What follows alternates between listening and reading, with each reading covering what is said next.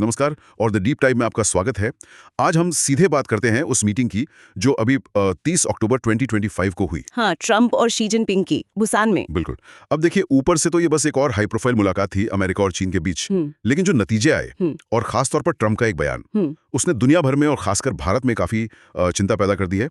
कहा जा रहा है कि ये मीटिंग शायद दुनिया की चाल बदलने वाली हो सकती है। हाँ, कुछ हद तक। और सिर्फ इसलिए नहीं कि उसमें क्या तय हुआ, नहीं, बल्कि इसलिए कि इसने एक नए G2 वर्ल्ड ऑर्डर की आहट दी है। G2 मतलब अमेरिका और चीन मिलकर दुनिया चलाए। हाँ, और इससे भारत जैसी जो मिडिल पावर्स हैं उनके हाशिए पर जाने का खतरा बताया जा रहा है।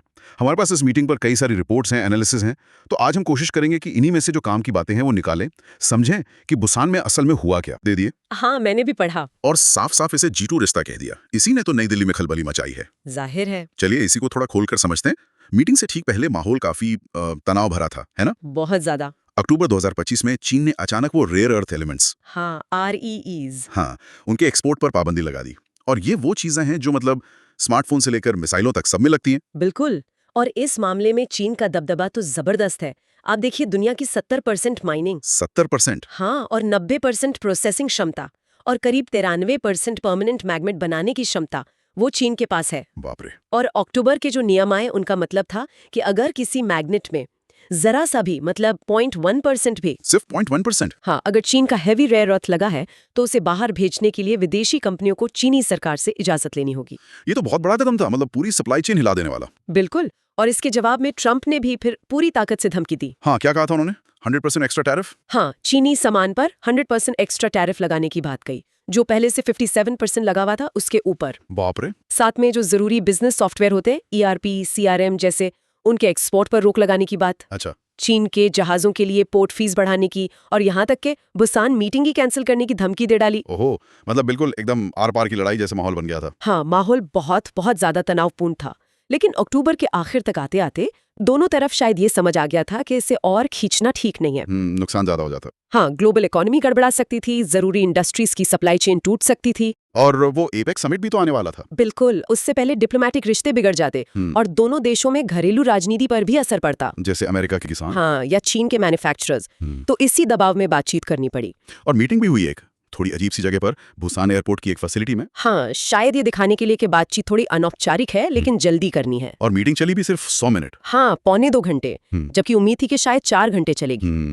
खैर, कम से कम बातचीत तो हुई तो सही, डिप्लोमेसी हुई। और शी जिनपिंग ने जिस तरह से अपनी बात शुरू की वो भी दिलचस्प था। क्या कहा उन्होंने? उन्होंने कहा चीन और अमेरिका को पार्टनर और दोस्त होना चाहिए। ये आम बात है कि दुनिया की दो सबसे बड़ी अर्थव्यवस्थाओं के बीच कभी कभी मतभेद हों। अच्छा, दो सबसे बड़ी अर्थव्यवस्थाएं। हाँ, ये नोट करने वाली बात है। इस तरह से फ्रेम करके उन्होंने जैसे बाकी दुनिया को पहले ही इस खास बातचीत के दायरे से बाहर कर दिया। ये तो G2 वाली सोच को ही दिखाता है। मीटिंग के बाद दोनों नेताओं के जो बयान आए वो भी काफी नपे तुले थे, अपने अपने देश के लोगों के लिए। हाँ बिल्कुल। ट्रंप ने तो इसे जबरदस्त मीटिंग कहा, 10 में से 12 रेटिंग दी। हाँ। और ऐलान किया कि चीन पर अमेरिकी टैरिफ 57% से घटाकर 47% कर दिए गए हैं। 10% की कटौती। और फैंटेनिल से जुड़े टैरिफ भी वो 20% से 10% कम हुए। उन्होंने ये भी कहा कि वो जो रेयर अर्थ वाला मसला था वो पूरी तरह सुलझ गया है। ये दुनिया भर की सिचुएशन थी। पूरी तरह सुलझ गया? क्या वाकई? खैर, उन्होंने यही कहा।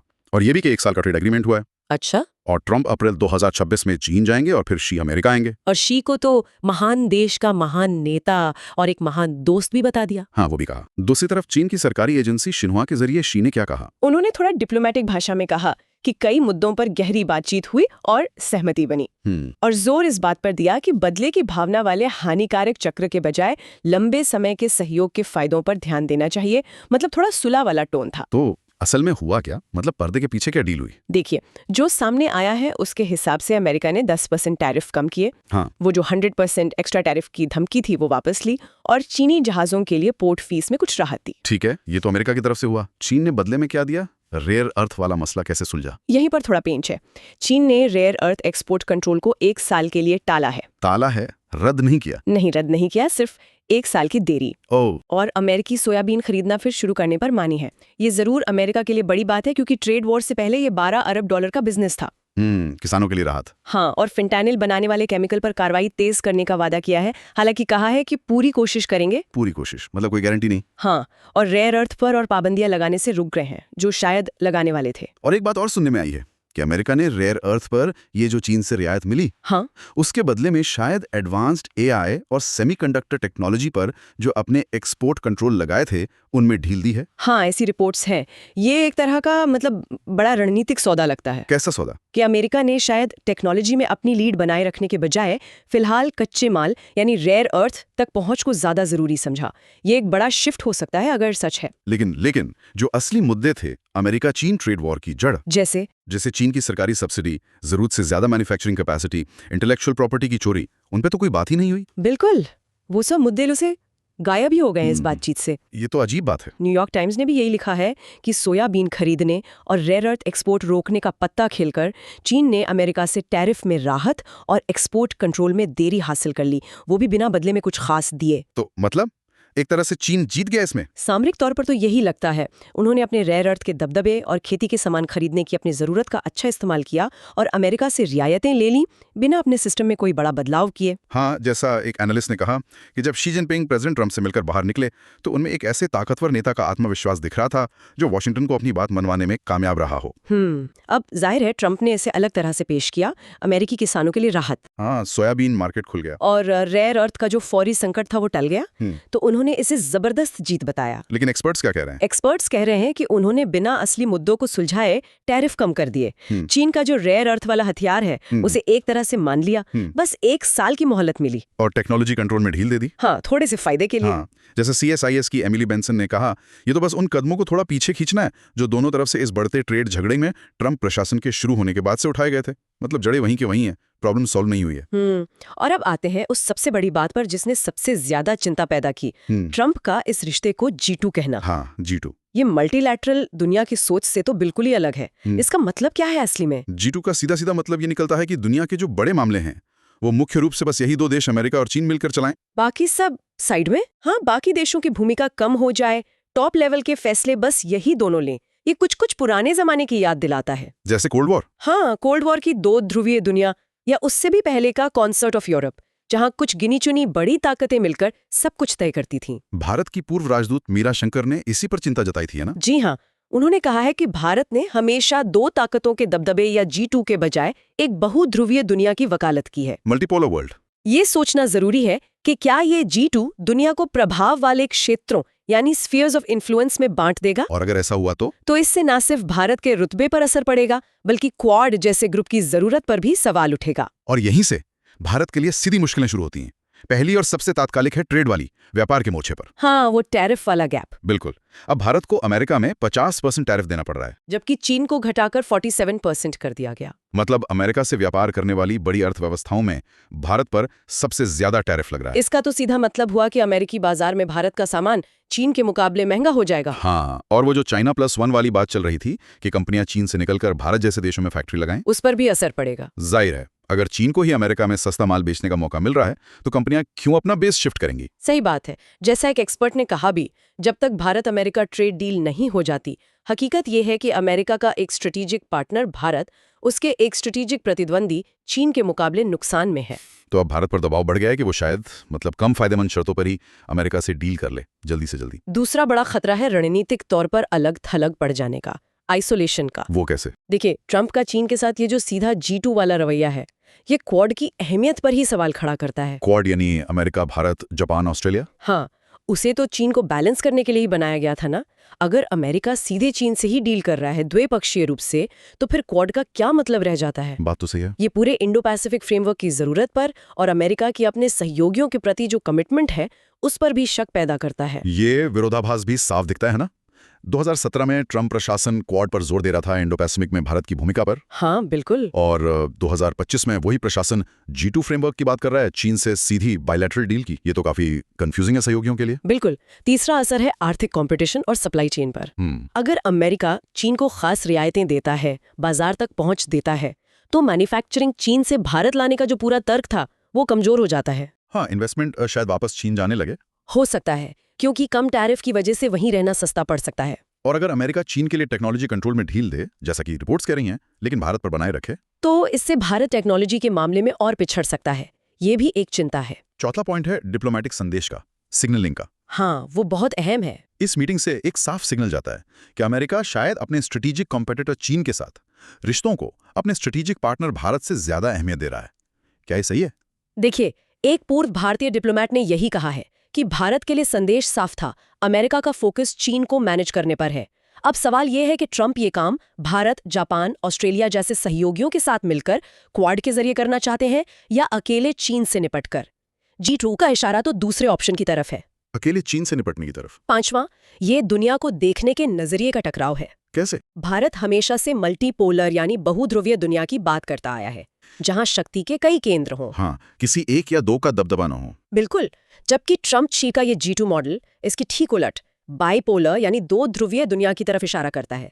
ऐसी दुनिया में भारत की अपनी आज़ाद विदेश नीति, जिसे हम स्ट्रेटेजिक ऑटोनॉमी कहते हैं, उसे बनाए रखना और मुश्किल हो सकता है। खासकर तब जब बड़े देश आपस में ही डील कर रहे हों और छोटे या मंझले देशों को पूछ ही ना रहे हों। एग्जैक्टली। और छठा पॉइंट, ताइवान वाला मामला, वो भी चिंताजनक है। हाँ, ट्रंप ने कहा कि बातचीत में ताइवान शामिल नहीं था।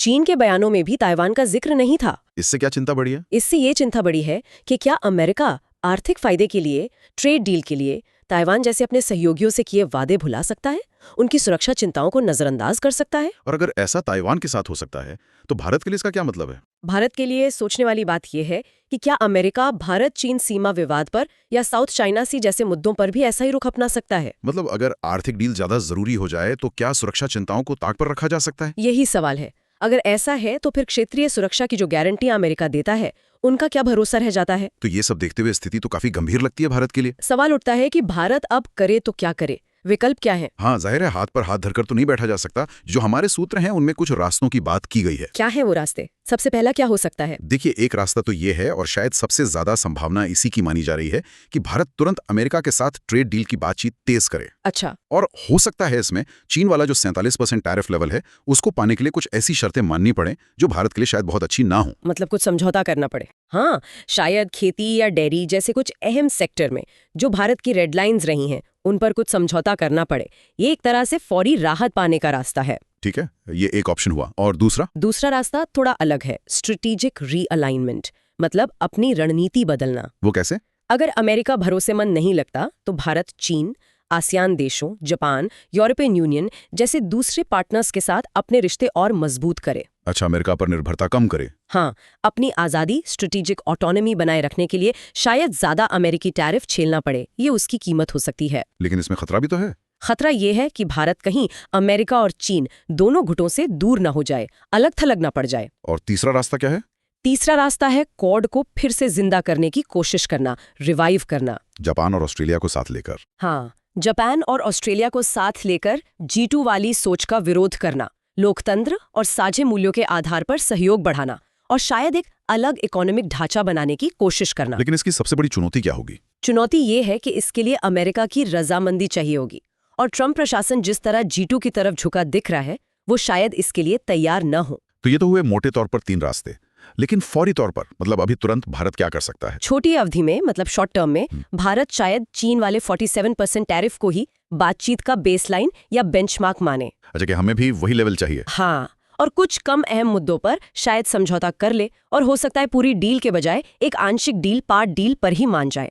साथ ही डिप्लोमेटिक लेवल पर लगातार अमेरिका को यह बताना होगा कि भारत एक भरोसेमंद लोकतांत्रिक पार्टनर है, चीन की तरह नहीं। अपना केस मजबूती से रखना होगा। बिल्कुल।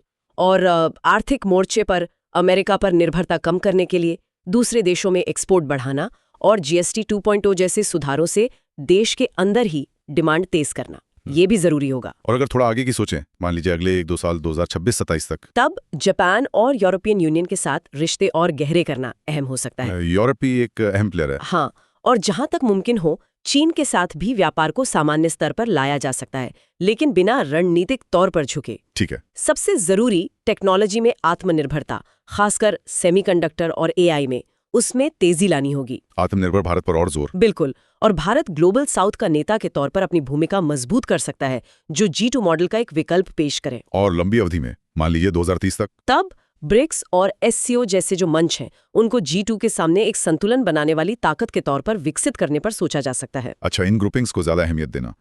वैकल्पिक व्यवस्थाएं। जी, अर्थव्यवस्था को 7-10 ट्रिलियन डॉलर तक पहुंचाना होगा ताकि बाहरी दबाव आसानी से झेला जा सके। आर्थिक ताकत बढ़ानी होगी। और स्ट्रेटेजिक ऑटोनॉमी 2.0 बनानी होगी, मतलब अपनी मजबूत सेना और ऐसे गठबंधन जो आपसी हितों पर टिके हों, ना कि किसी एक सुपर पावर पर निर्भरता पर।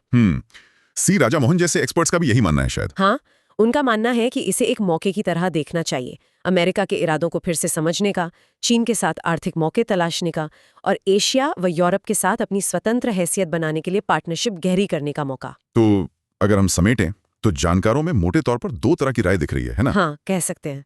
एक थोड़ी निराशावादी है कि भाई ये अमेरिकी भरोसे का अंत है, चीन की दादागिरी सही साबित हुई और भारत को अब सच में आत्मनिर्भर बनना ही होगा, कोई और चारा नहीं। ये एक व्यू है। और दूसरी राय थोड़ी प्रैक्टिकल है शायद, कि ये बस एक टेम्पररी समझौता है, असली मुद्दे अभी बाकी हैं और टेंशन फिर बढ़ेगी। हाँ, कि ये सिर्फ एक युद्ध विराम है। और इस सोच के हिसाब से भारत के लिए अच्छा यही है कि वो किसी एक का पक्ष लेने से बच जाएं, अपना रास्ता निकालें। बिल्कुल। तो हमने बुसान समिट और उसके असर की काफी गहराई से बात की।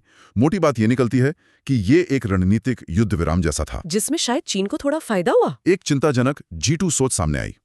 भारत को फॉरेन व्यापार में नुकसान हुआ, 50% बनाम 47% टैरिफ। हाँ, वो तत्काल असर है। और अब भारत को अपनी रणनीति पर फिर से सोचने और आत्मनिर्भरता बढ़ाने की सख्त जरूरत महसूस हो रही है। भारत के सामने असली चुनौती यही है, एक तरफ अमेरिका का अविश्वसनीय होना या कम से कम ऐसा लगना, और दूसरी तरफ चीन का लगातार बढ़ता दबाव। इन दोनों के बीच से रास्ता निकालना है। और इसका जवाब शायद G2 दुनिया में किसी एक का पक्ष चुनने में नहीं है। नहीं, बिल्कुल नहीं। जवाब ऐसे रास्ते बनाने में है कि पक्ष चुनने की जरूरत ही ना पड़े। भारत ने हमेशा जिस मल्टीपोलर यानी बहुध्रुवीय दुनिया की बात की है, अब उसका सबसे बड़ा इम्तिहान है। सही कहा। आने वाले कुछ महीने, कुछ साल यही तय करेंगे कि क्या भारत अमेरिका से ठीक-ठाक ट्रेड शर्तें हासिल कर पाता है, चीन के साथ बिना झुके आर्थिक रिश्ते सामान्य कर पाता है और ऐसे नए दोस्त, नई पार्टनरशिप बना पाता है जो किसी एक बड़ी ताकत पर उसकी निर्भरता कम करे। ये देखना होगा। हो सकता है बुसान समिट को इतिहास में उस पल के तौर पर याद किया जाए जब कोल्ड वॉर के बाद वाला जो एक ध्रुवीय दौर था वो पक्के तौर पर खत्म हो गया। यूनिपोलर मोमेंट का अंत। हाँ, अब उसकी जगह या तो एक नई 2 ध्रुवीय दुनिया लेगी, G2 वाली, या फिर एक सच्ची बहुध्रुवीय व्यवस्था उभरेगी। और भारत का रवैया? भारत का रवैया ये तय करने में अहम भूमिका निभाएगा कि भविष्य कैसा होगा। और आखिर में एक सवाल हम सबके सोचने के लिए छोड़ जाते हैं। जब बड़ी ताकतें अमेरिका और चीन जैसी आपस में ही सीधी डील करने लगे बायलैटरल तरीके से, तो इस बदलते माहौल में भारत जैसी जो बीच की ताकतें हैं, मिडिल पावर्स, उनके लिए स्ट्रेटेजिक पार्टनरशिप का असल में मतलब क्या रह जाता है? अच्छा सवाल है। ये देश कैसे पक्का करें कि जब बड़े खिलाड़ी सिर्फ अपने रिश्तों को देख रहे हों, तब उनके अपने हित, उनके इंटरेस्ट सुरक्षित रहें? ये वाकई सोचने वाली बात है। इसी सवाल के साथ हम आज की बात यहीं खत्म करते हैं। हमारे साथ जुड़ने के लिए धन्यवाद।